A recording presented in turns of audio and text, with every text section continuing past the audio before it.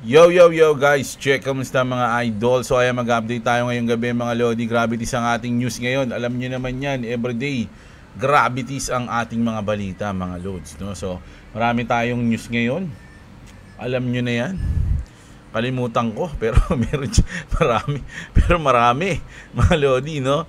So punta muna tayo sa ating crypto bubble. Oy, nakita nyo ha, kulay green tayo halos ha. Madalas, oo. Sa hours to ha. Sa day natin, ganun din. So, nakaka-recover mga idol ang ating mga coins. Kita nyo naman yan, di ba? Nung mga nakaraang araw, puro pula eh. Bukas kaya, ano kaya to bukas, mga idol? Green din kaya to? O baka magpula-pula na to bukas, mga loads? Pero matindi ang mga news natin ngayon. Siyempre, unahin na natin kasi nagkaroon ng pa-meeting mga idol, no, si parang dinner, no, pa-dinner si Donald Trump mga lod sa mabibigat at malulupit na tao, mga lodi, mga bisita niya dito, mga businessman na matindi, no. So ito nga yung CEO ng Apple, mga lodi, si Tim Cook. Sabi niya dito mga idol, Apple CEO Tim Cook stuns America by giving a huge shout out to Donald and Melania Trump for their leadership and focus on innovation. No? Parang nagpasalamat si Tim Cook. No? I want to thank you for setting the tone such that we could make a major investment in America. Mainstream media will never show this, no? So kasi nga alam naman natin yung mainstream media medyo galit kila Trump sa department ni Trump o sa gobyerno ni Trump, no? Medyo galit yung mainstream media, mga lods, no? Pero dito yung mga mabibigat, malalaking businessman tulad niyan, CEO ng Apple, so nagpasalamat siya kay Trump. At eto pa, kilala niyo naman kung sino yan. Mark Zuckerberg tells Trump his company will invest at least $600 billion, mga idol. No, nagpapalakas si Mark Zuckerberg $600 million in the US over the next several years to build out data centers and infrastructure to power the next wave of innovation. Grabe yung mga businessman kay Trump ngayon, natutuwa sila dahil alam niyo naman mas inaano ni Trump yung sa US eh. Yung mga nagbi-business sa US, mas pabor doon si Trump kaysa sa yung mga galing labas, di ba?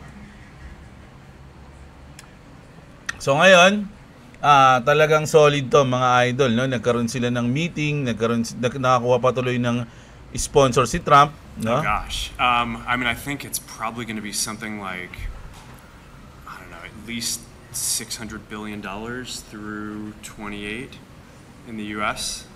Yeah. It's a lot. No, it's significant. That's a lot. Thank you, Mark. It's great to have you. Thank you. Grabe, no? O yan si Tim Cook, si Mark Zuckerberg, at syempre hindi papatalo si Bill Gates. Tignan niyo yung mga sasabihin dito ni Bill Gates, mga lodi. Pakinggan niyo to. Malupit yung sasabihin ni Bill Gates. Well, I just wanted to apologize for every single fucking version of Windows that sucked, which is basically all of them. Also, sorry for creating viruses just so I could profit from selling you the antivirus software. And on that note, sorry for spreading real viruses by profiting from vaccines and shit.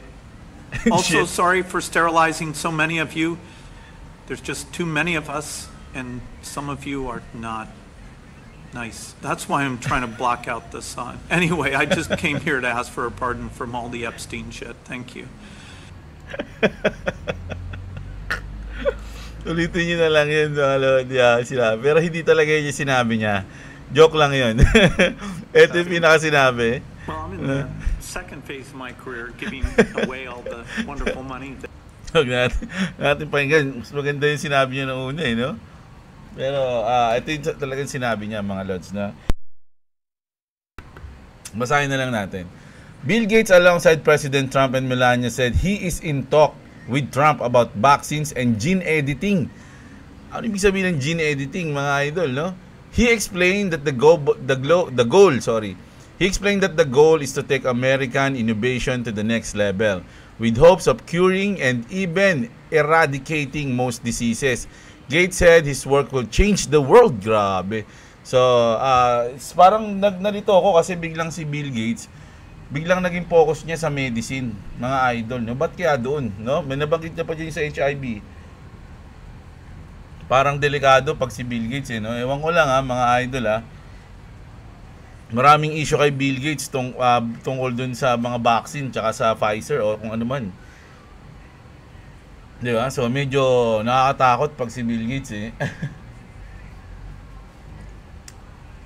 Marami ako napanood diyan na di umano lang yun hindi pa kumbaga di umano yung mga pagkain nilalagay niya ng mga something ganyan kasi nga ang nangyari, di ba, yung parang unang bungad ng video na to, yung joke na video. Yung unang bungad nun, di ba, parang sinabi niya, sa Microsoft, sila mismo yung gumawa ng virus para bumili sa kanila ng antivirus, no? Parang ganun yun. So, para kumita sila. So, ang mangyayari, parang naisip ko, gagawin niya rin yun pagdating sa pagkain o sa medicine. Bibigyan niya kayo ng sakit, tapos sa kanya rin kayo bibili ng gamot. Parang ganun. So, di umano yun, mga lodi, nakakatakot na si Bill Gates, mga lodi, sa'yo ko dyan. Matindi yan, mga lodi. Pero di umano yun, mga nakikita ko lang yun. So, eto na, grabe, no? So, sa sobrang bias ng media, galit sa gobyerno ni Trump, CNN is now reporting that even in biased polling, Robert F. Kennedy Jr. is the most popular official in Trump's cabinet. Kasi may issue ngayon si Robert F. Kennedy Jr. Mga lods No, medyo may may ginawa sila parang Senate hearing din sa US So hindi ko na masyadong yun pero medyo nagkainitan din dun mga lods The attempts to make him resign must fail. JFK Jr. needs all the support he can, no? Tsaka alam niyo naman magsalita si Robert F. Jr., di ba? Parang actually sorry pero talagang nagigets ko talaga yun pero parang nababahala talaga ako pag nagsasalita siya, mga idol. Parang nababahala lang ako, parang bigla siyang hindi ko ma-explain Pero yung sinasabi niya talagang antindi. Yung sinabihan niya nga yung senador na ilang taong ka na dito, 20, 25 years. Tapos ngayon ka magsasalita kung kailan ganito ganyan. Ginawa na namin yung ganito ganyan. Sabi niya. Ang lupit nga kaya lang kasi parang ang layo na sa crypto kaya hindi ko na siya sinama. Pero nagkaroon ng pagtatalo doon, mga idol, at parang nilamon sila ng buo ni RFK. Hindi pala si JFK, papa niya pala yun, no? Papa niya ba yun, guys? Hindi ko alam So ito, punta na tayo dito kay Mayor. Sa Baguio pala nga to, si Mayor Benji Magalong battle for transparency. Sabi niya dito, Mayor Benjamin Magalong has been one of the loudest critics of the ongoing DPWH flood control scandal. Now, he's stepping up the fight for transparency with the power of the blockchain. O, yun na. Mga lodi, payag ba sila dyan? In his latest State of the City address, the Mayor of the City of Pines explored maximizing blockchain for Baguio government documents including financial records. Doon talaga importante yung blockchain, mga lodi, sa financial records, infrastructure reports, and technical documents among other important documents. Ayan. The move echoes similar initiative from Senator Bam Aquino and Congressman Angelo Barba in the use of blockchain not for payments or monetary purposes but for accountability and transparency. The proposed blockchain implementation follows the Department of Budget and the Management o yung DBM has done with its SARO and NCA forms from the centralized DBM portal. Vital contents are placed on the blockchain with the help of local blockchain experts Bayani Chain. No? And member of the public can then read the content in the DBM blockchain website. So open siya kahit kanino, mga idol. No? This process helps promote accountability and transparency. So open siya, kahit sino pwedeng basahin, kahit sino pwedeng pumunta sa site, tignan kung ano yung mga transaction na ginawa, saan napunta, yung mga records, makikita nyo doon. Ganun kalupit yung blockchain, mga idol. Wala silang matatago, na?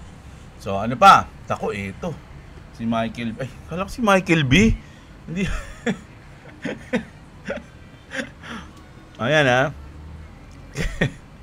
Alagay dito, can the Discayas hide their wealth with Bitcoin? Ha? Ako, gusto ko nga i-hide nila dun eh. Para malaman nila kung paano bumagsak yan sa bear market. Makita nila yung asset nila. Rumors have been circulating that the Discayas are converting their assets into Bitcoin, hide their wealth. Totoo ba to? Mga idol, na ang rumor nilalagay nila sa Bitcoin? Siguro naman may magpapayo dito na sa stablecoin nila ilagay, hindi sa Bitcoin. Ewan ko lang mga lodi Bitcoin is parang napaka-volatile nun para ilagay niyo yung malaking asset nila. Well, I don't know kung gano'n trip nila. This is misleading and puts negative light on Bitcoin and blockchain.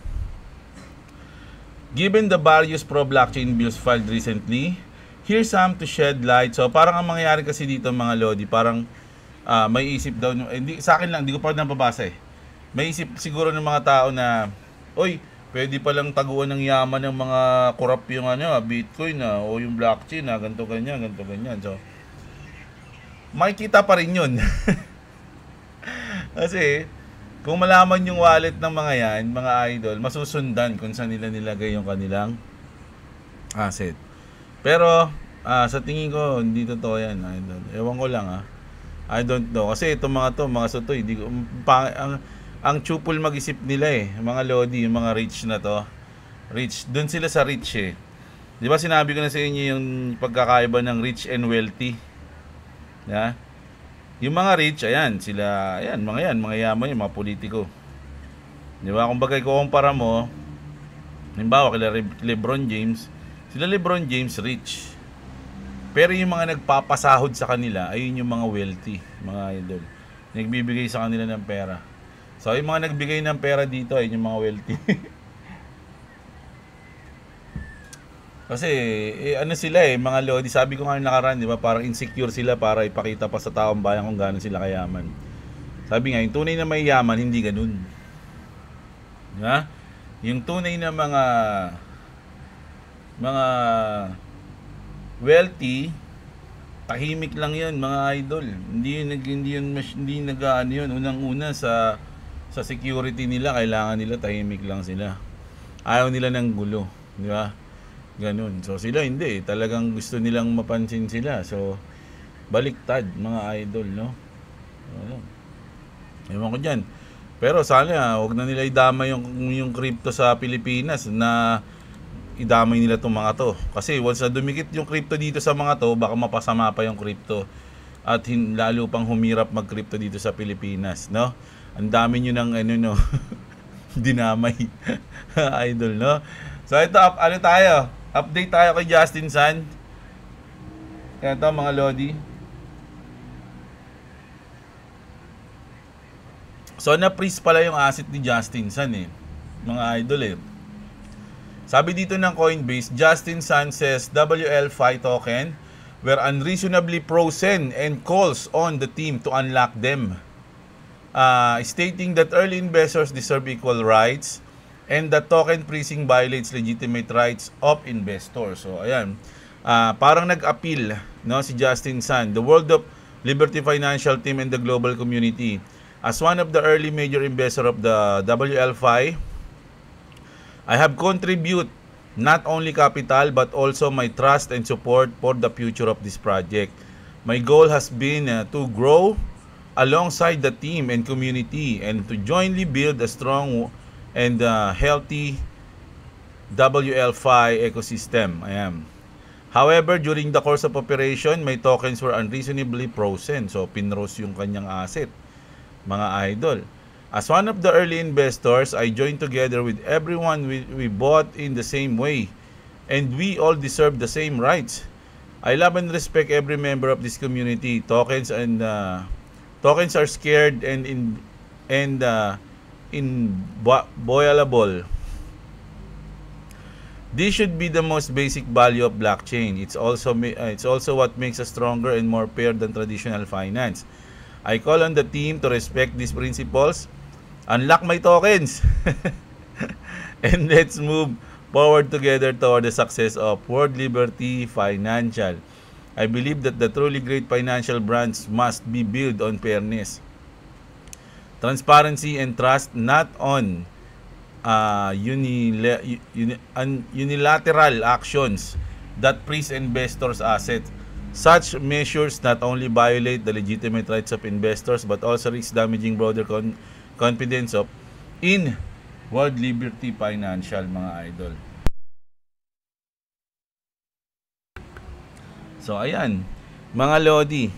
Ano yan? Anong ano nyo? Sa akin, okay lang yan eh. Basahin ko lang to ha. Justin Sun was selling the 20% APY locked WLFI tokens of users on HTX exchange. He runs the exchange, so he started manipulating the price. He has done this before in 2022-2023. He sold HTX user asset on Binance. His Binance account was straight away ban. He deserved this. Oh, ayan, sabi ko sa inyo, okay lang yan eh. He deserved that, mga Lodi, kasi magulang pa sa ano to, mga Lodi, no? Yung ginagawa ni Justin Sun. Kaya pala galit na galit dito si George. Sabi ni George, lahat ng hawakan ni Justin Sun, no, salihan niya eh nagbabankrupt, kaya huwag kayong sumama dyan. Naran ka rin sinasabi ni George eh. Naseto naman.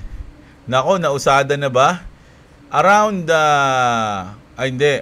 ETF flows pala to, mga Lodi, no? Around 222.9 million sa BTC, 167.3 million naman sa Ethereum. Were sold on September 4. Di outflow to, mga idol, no? So, ang laki ng in-outflow ng ETF ng Bitcoin tsaka ng tawag dito, Ethereum. So, ito mga Lodi, Japanese kasi, nakita nyo. So, merong partnership ang BitGet. Ayan, nasa mga wala pang crypto exchange dyan, mga Lodi, andyan yung link natin sa description sa baba ng video. Malapit yan, may mga discount at bonuses yan. BGB upgrades to Morph public chain token, 220 million token destroyed at once. Grabe to, BGB.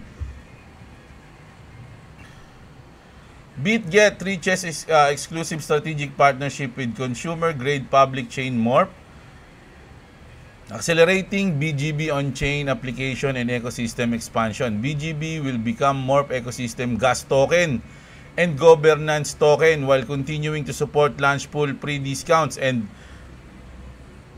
other function in exchanges, wallets, and other ecosystem area. Partnership highlights 440 million BGB token governed by the BitGet team transferred to Morph Foundation. Over 220 million tokens destroyed at once. Ano nangyari sa BGB? Wala. Nakala ko magpapump. Hindi nagpump. Mga Lods. Basa ulit tayo. Asan tayo? At once. Remaining 220 million token lock with 2% unlock monthly.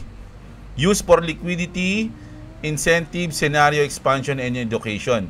More foundation updates BGB burn mechanism linked to chain activity, total supply to be reduced to 100 million token. Ako, parang ang sarap mag-ano ng BGB mga idol So maraming parang burning mechanism yung BGB ngayon mga Lods. Ano sa tingin nyo dito?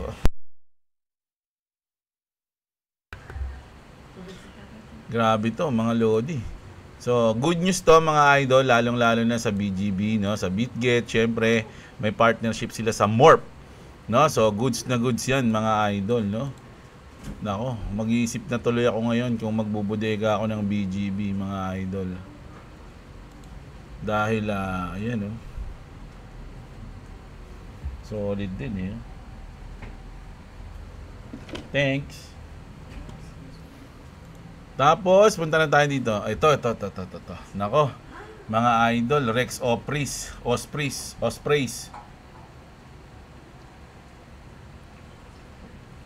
Doge ETF coming soon, no? Rex Ospreys Dogecoin ETF launch as soon as next week. Potentially the first Doge ETF ever, mga idol, no? So, mauuna pa siya sa lahat. Mga idol. Pero hindi lang Doge yan, marami yan, mga Lodi, sabay-sabay yan. Ito yung listahan niya, no, para malaman nyo lang SEC filing shows ETF opportunities trust includes Rex Opris XRP ETF set to effectiveness on September 9. So sa September 9 to. Hindi natin alam kung maaprobahan to o madidelay o alam nyo na yan, di ba, pagka ganyan. This filing relates solely to the following funds, each series of ETF opportunities trust. So, Trump ETF, nag-apply din sila ng token ni Trump. Yeah? Trump ETF, syempre, Bitcoin, XRP, mga idol, Bonk, and Doge. Grabe, puro ano to ah. Tatlo yung meme coins dito, mga lodi. Trump coin, Bonk, tsaka Doge. O, Bitcoin tsaka XRP lang yung parang hindi dito. Wala yung Ethereum tsaka Solana. Ito yung nakalagay dito ha. Hindi ko alam kung meron ha. Pero ito lang yung nakalagay dito, nakita natin. So, asama yung Doge, Bonk, tsaka yung Trump coins. No? September 9. Mga lodi, ano sa tingin nyo mangyayari sa September 9? Ano ba to?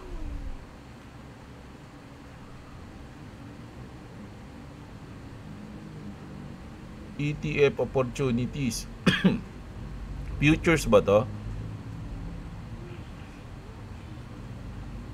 It is proposed that this filing will become effective immediately on September 9 pursuant to paragraph. O, ayan. Dali Hindi ko kasi kasi may nag-comment dito not a spot doesn't help anything. Pag futures kasi mga idol, wala talagang epekto yun.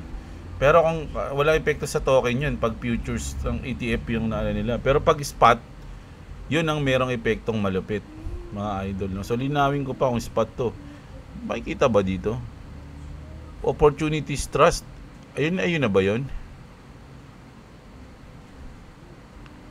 Wala, hindi ko alam Kasi ito talaga yung una kong nakita tapos biglang nakita ko lang to, so nasama ko na hindi lang pala Doge yun. So sige, linawin natin yan next update.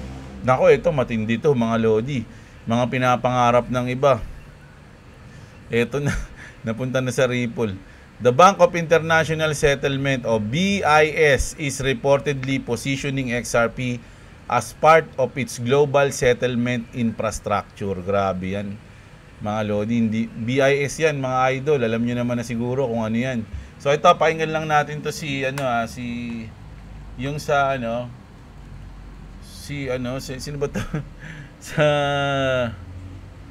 yung may Axe Gang, sa Axe Gang. Nagiging palaka. Ano bang palabas yun? Dali, hindi ako makatulog nito Stephen Chow kasi bida rin mas buti pa yung pangalan ng bida na ko yung Kung Fu. Oo, Kung Fu Hustle, ayun. Kung Fu Hustle, ayan Kung Fu Hustle. Kung Fu Hustle. Bilan. Kamukha niya kasi si Manong. Siguro naman kilala nyo to. Ayan si Manong di ba? Hindi pala kwok, mga ganon. Eto siya ayan. Nakakausap mo yan pag nilipad ganyan. The legacy petrodollar system is leaking fuel, ready to bust, sabi rito. BRIC nation exploring alternative currency, especially for ex-border payments. Alam nyo na kung ano yan. Ripple Fed BIS NDAs to expire soon and unleash XRP as bridge currency. Ayun na yun. Mga lodi, wala na. Kumbaga, papalitan. Kumbaga, yung petrodollar, mga lodi, mag-iiba na tayo ngayon. Yung sabi nga nila, yung financial system natin yan is mag-iiba na. At sino ang nasa gitna ito? Si Jim Rickards pala to. Rickards, mga idol, no? Si Jim Rickards. Akala ko si si Kung Fu Hustle Bilan nakalimutan ko yung pangalan ni mga idol Basta yun, no? Diba? Si pala yan. Siya agad naisip ko. At ito pa. Ito nilinaw lang mga lodi. Nilinaw. XRP Ledger mentioned in BRICS report. Is it the future of trade finance? Nako, ang dami na. BIS, BRICS, nako. Sawa na ako magbalita ng good news. So, ito na yung announcement ni Eric Trump, mga idol, no? Parang sinabi niya lang, hindi niya sinabi XRP, hindi niya sinabi yung Ripple, at yung Bitcoin din, ayun yung sinabi niya. Pero hindi, pang store of value lang yung Bitcoin. Ayun yung sinabi niya, no? No, we want to be very core to Bitcoin. I mean, listen, the ecosystem of Bitcoin is expanding every single day. People are using it as payment rails every day. The utility of something that was always considered digital gold, right? That's the kind of common analogy. So, digital gold talaga yung Bitcoin. Payment, rails and kind of the tentacles of Bitcoin are expanding every single day. I can tell you just a few days ago from one of the big exchanges, maybe the biggest exchange on earth, I saw some products that are coming out related to Bitcoin in that ecosystem. And I think that just provides more value, more utility for what Bitcoin is, how it Kasi i-hype niya pa rin yung Bitcoin dyan, mga idol, no? Huwag niyo kalimutan yun. Pero, serves the people. Hundreds of millions of dollars are getting transferred in single transactions for pennies. I know of one that's very close to ayun, sinabi niya, hundreds of millions transfer for pennies. Kumbaga, napakamura lang ng gas fee. hundreds of millions of dollars are getting transferred in single transactions for pennies. I know of one that's very close to our heart within the company. Ayan, very close to our heart daw, no? For pennies, I know of one that's very close to our heart within the company itself, where it got transferred for, I think it was 67 cents in a matter of seconds, almost $200 million worth of Bitcoin. And so the utility of that is astronomical. Oh, di ba? Ayun yun, binanggit niya, mga lodi. Tapos sasabihin niya yung sa Bitcoin. Compare that to the SWIFT wire transfer system in this country, or sinabi niya pala yung sa Switch na, kasi ano siya sa Switch mga lodi, Swift pala, Switch tuloy. Sa Swift, parang nababagalan siya doon, no? Ayaw niya na nun. 67 cents in a matter of seconds, almost $200 million worth of Bitcoin. And so the utility of that is astronomical.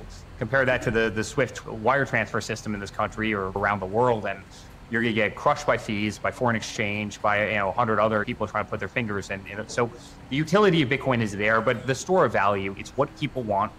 Diba? The utility Bitcoin is there, pero yung store of value, ayun yung gusto daw. Ayun yung pinaka-main na pwede mong i-offer sa mga tao pagdating sa Bitcoin. Ayun lang yung i-offer mo dun. Store of value, digital gold, ayan. Pero yung mabilis, scalable, mura, hindi mo pwedeng i-offer sa Bitcoin yun, mga lodi. At alam na nila yun, close to our heart nga, sabi nila mga lodi, no? Alam nyo yan. Hindi na mabanggit mga lods, hindi nila pwedeng banggitin. So alam nyo na kung bakit hindi nila pwedeng banggitin, di ba? So ayun, grabe yung ating news ngayon, mga lods, no? So ito, basa ulit tayo ng comment, ha. 2 beses na tayo nagbasa, kanina tsaka ngayon. Mga idol, basa tayo, ayan. So unti lang naman yung comment, let's go. Sino to? Idol, kulong nga yung sa USA America made para obserbahan namin kung ano ang coin na yun.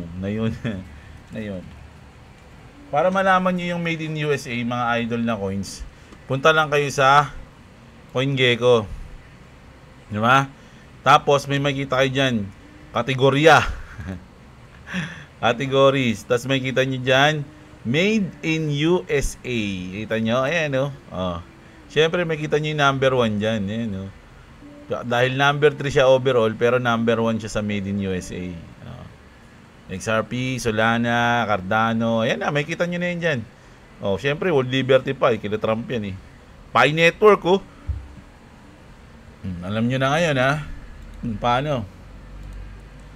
Alam mo ba, ang Maharlika Fund ni BBM ay kalat sa iba't ibang investment. Tologo bo. Kaya hindi na kailangan mo. Kung tologo bo. Laki na nga ng utang Ikaw talaga salad dyan. Niloloko mo na naman ako Search mo sa Google ngayon kung magkano na utang. Mga lodi. Sabi mo, hindi naman siya umuti. Yung panahon lang ni BBM, search mo kung gano'n nakalaki yung inutang niya. Yun lang. Idol, baka next year kung totoong paldo ang Grow a Garden. Ayan, yung anong nangyari dyan? Black na yun sa Pinas. Siguro, no? Ay, sa bagay, hindi. Nang nangyari sa Axie, hindi nila ibablock yung Axie kasi marami magreklamong tao dati nun. Ayan. Si Maria Osaw. Ayan, shout out sa'yo. Eket Gaming, ayan, bodega, si Yel, si Span Channel. ODL ay ang patented proprietary tech ng Ripple. O, ayan na nga po. Sige po. Sensei Johnny, madaming na-addict na mga bata dyan sa Roblox at tinatamad na mag-aaral. Uy, grabe talaga. Depende siguro yan sa magulang. Ikaw naman, idol, oh. May mga magulang na kontrolado nila yung time kung kailan maglalaro, ganyan, di ba? Ayun, ako, ganun kami. Pag laro niya, oras lang, pero hindi pwedeng madami. Bugbog siya. Tsaka si WhatsApp boy, mas gusto niya na may pasok, nalulungkot siya pag walang pasok. Nagkakasakit siya pag wala siyang pasok. Sana meron ganyan sa ML Idol, Grow a Hero. Ayun nga eh, dapat talaga yung Axie Infinity o yung pag merong nangyari, nagawa ng Ronnie Network yung ganung parang game na katulad ng ML o ng Dota, nakuha nila sa Ronnie Network, taragis yun, tas may may NFT ron, o kaya pwede ka mag-earn ng something, kikita ka doon kahit papano, kahit maliit, tas ganun kaganda yung laruan. Naku, ang daming maglalaro niyan mga idol, baka hindi lang sa Pilipinas. Competitive pa naman yung mga Pinoy pagdating sa ganung laro, sa mga ML, di ba? Klabis, Department of War, may kipagirahan na ba sila? Or dahil panigirahan na lang kahit yung mga pinagbati nila, nagigirahan pa din, no? Nga eh. Mahirap pala pagbatiin daw yun, idol. Bawal ang ball sa mga walang ayan, walang bulsa. Ayan, walang bulsa. Walang bag. Bawal ang ball sa mga walang bag. Syempre, saan nila ilalagay yun? Sayang yung Roblox account ko, hindi na nabuksan. Ayan. Gawa ka na lang ulit.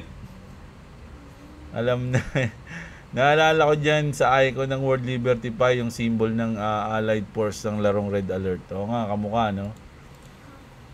Si Brian, hindi kaya yung sinasabi ni David Schwartz na they can lock 40 billion is yung flip the switch, pag pinlip niya, auto-lock na? Naku, hindi natin alam, idol eh. Wala rin akong idea dyan sa sinasabi ni David Schwartz eh. Medyo makulit din mag-isip yan eh. Si Yukimoto, P2E lang yung Grow a Garden. Sandamukal mga scammer dyan.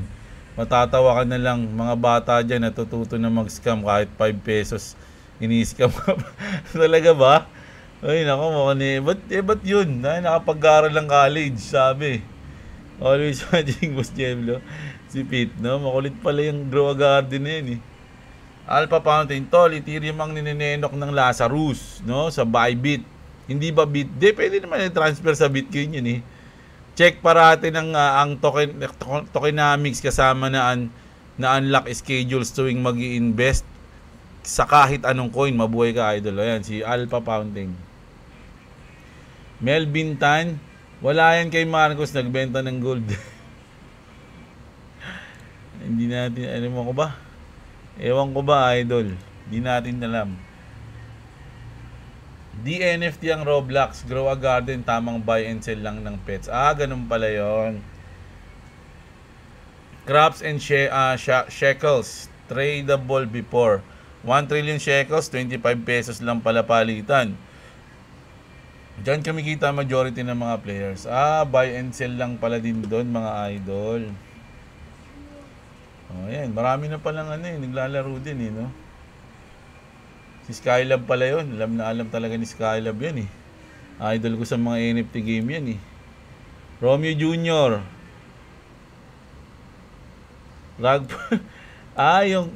yung ani na coins. But kasi hindi naman kasi kay Elon Musk yun eh, mga idol eh. Alam nyo, maraming gumagawa ng mga coins. Depende sa hype. Kung sino yung sikat ngayon. Tulad nun, Ani, sikat siya nun. Gumawa ng meme coins. Pero, mangi-scam lang yung mga yun, idol. Yung tag lagi mong tatandaan, no? Kasi, dati nga, ito, bago pa ako nun, ha? Dati, bago ka bumili ng coins, sinasabi, tignan mo muna kung sino yung mga developer. Tignan mo kung ano yung roadmap nila. Kung sino yung mga partner nila. Kasi, pag may partner silang medyo malupit, medyo isa nang basihan nyo. Kasi, hindi naman sila pa-partneran ng mga sikat kung mangraragpo lang sila, di ba? Etong mga lumabas na yan, Ani, tawag dito yung kay Kanye. So, wala naman mga partner yun. Wala pa silang roadmap o something. Talagang rekta meme coins lang. Diba? So, alam mo na mangyayari sa'yo. Di ba meron NBA player na nakausap na daw siya ni Satoshi? Si Pippen yan, idol, si Scottie Pippen. Dapat yung NBA player na yun yung nakausap niya na din si Putin. Ay, siguro, hindi natin alam. Baka nga, no? Si Scottie Pippen yun, hindi ko alam kung baliw na yun eh. Pero, nakita niya na daw eh. Nagulat nga si Michael Saylor, di ba? Nung pinanood natin yung video, gulat na gulat eh. Kala mo nakakita ng multo eh.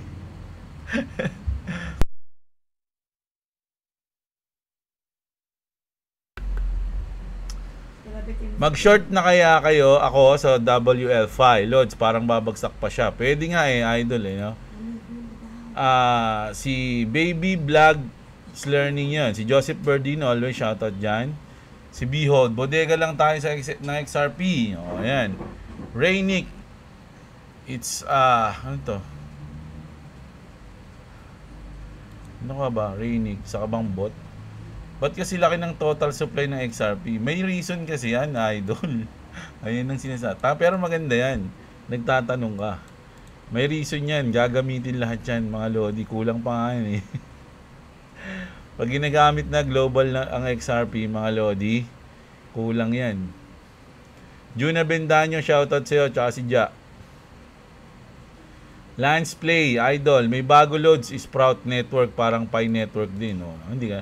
Mas gusto mo pa yung iba, ayaw mo pa sa Pi, di ka pa nadala. Gusto mo na naman masaktan ha. Ikaw bahala, idol. Bagsak na Grow a Garden, bumaba ng less than 1 million ng daily active user from 10 million to 20 million players online. Sa dami ng cheaters, ayun pala eh. Nako eh, parang baka lumang news na yung ano na yun, no? Hindi natin alam. Elmer TV, Quantum Epic, shoutout sa'yo. Si Books, yung dalawa kong anak may Roblox.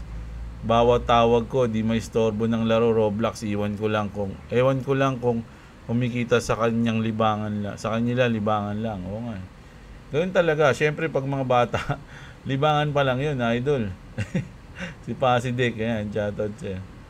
Mind Healer. Kung ganyan katalino presidente natin, Boss Jim, mas marami silang urakutin. Ewan ko ba Pilipinas, no? No more reason sa WL5, Lods. Ayan. Sayang, di nakalong sa WL5. Naipit kasi ako sa position ko sa BTC. Ayan, si Bibo.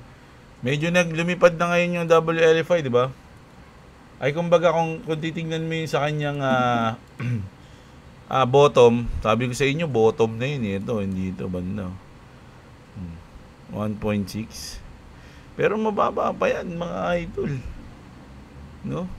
Kasi kung naniniwala kang bottom, ako, sabagay ako, hindi na ako magte-trade muna eh. Pag naniniwala kang bottom na yan, pag nag-position ka, dapat nasa ilalim ka niyan. Kasi kung babalikan man yan, dapat di ka naabutin. So, kung puposition ka dito, dapat ang liquidity mo nasa 1.4, 1.45, mga ganun. Yun. Yung sa akin, wala, binodega ko na lang. Binodega ko na, mga lodi, kasi feeling ko baka mag-pump ng konti. Lods, bakit kailangan natin bumili ng gold eh? Tayo nga ang may pinakamaraming gold sa mundo. Nagbebenta pa nga tayo eh. Hindi natin alam, idol eh. Siyempre, pambayad ng utang. Ayaw ba mabayaran yung utang natin? Ang laki na ng utang ng Pilipinas ha. Mga lodi. Bitcoin Honey, shoutout. WLFI ngani. Ayan, sorry idol Ronin Padilla. Ayan, si Disley. Ayan, shoutout sa'yo. King Shang Sheng. Boss J. Gunggong at Ganid kasi namamahala sa atin. Ayaw nila niyan. Pero sana aprobahan yung blockchain. Hindi sila makakalusot dun, mga lodi. Kahit tao. Kahit mga tulad nating traders, pwede nating tignan yun eh. Yung mga pinagagawa nila sa pondo. Pwede natin silang trash talkin. Hoy, saan to? Ano to? Ha? Ano ka dyan ha? Hindi na yung taduran, shoutout. Hindi naman siguro ganun. May kita lang natin kung ano yung mga paano yung mga gasos nila, kung magkano, ganyan, magkano yung ganito. Hindi naman natin alam kung kayo na mapupunta eh. Wala namang pangalan eh. Lea, shoutout sa'yo. Shoutout sa inyong lahat. Si Albert Tiguaton, shoutout dyan. Nakasuporta yan sa channel natin. Kamusta? Kamusta? Nakapagtambak na ba ang lahat? Nako, sana nga nakapagtambak tayo. Kevin Alopio, ayan, shoutout dyan always. Ferdinand.